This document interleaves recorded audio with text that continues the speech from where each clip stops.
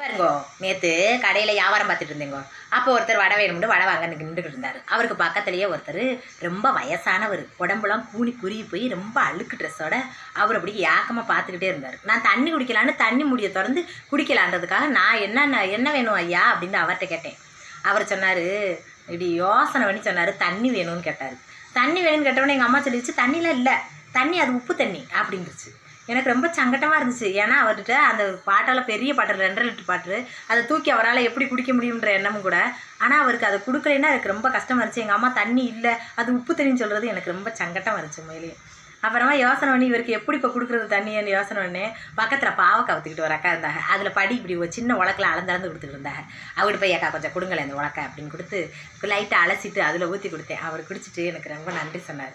எனக்கு ரொம்ப சந்தோஷமாக இருந்துச்சு. அதாவது நம்மளுக்கு உதவி பண்ணணும் அப்படின்னு தோணி உதவி பண்ணாமல் போச்சுன்னா மனசுக்கு ரொம்ப கஷ்டமாக இருக்கும். இந்த மாதிரி உதவி பண்ணுங்களேன், ரொம்ப சந்தோஷமாக இருக்குது.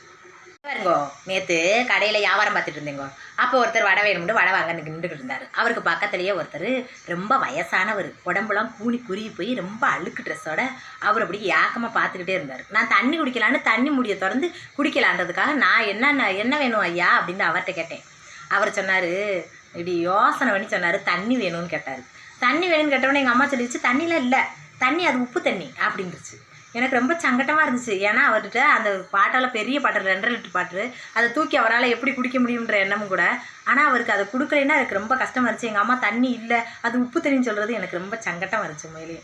அப்புறமா யோசனை பண்ணி இவருக்கு எப்படி இப்போ கொடுக்குறது தண்ணின்னு யோசனை பண்ணி பக்கத்தில் பாவக்காய் ஊற்றிக்கிட்டு ஒரு அக்கா இருந்தாங்க. அதில் படி இப்படி ஒரு சின்ன உலக்கில் அளந்து கொடுத்துட்டு இருந்தாங்க. அவர்கிட்ட போய் அக்கா கொஞ்சம் கொடுங்களேன் இந்த உலக்கை அப்படின்னு கொடுத்து லைட்டாக அலசிட்டு அதில் ஊற்றி கொடுத்தேன். அவர் குடிச்சிட்டு எனக்கு ரொம்ப நன்றி சொன்னார். எனக்கு ரொம்ப சந்தோஷமாக இருந்துச்சு. அதாவது நம்மளுக்கு உதவி பண்ணணும் அப்படின்னு தோணி உதவி பண்ணாமல் போச்சுன்னா மனசுக்கு ரொம்ப கஷ்டமாக இருக்கும். இந்த மாதிரி உதவி பண்ணுங்களேன், ரொம்ப சந்தோஷமாக இருக்குது.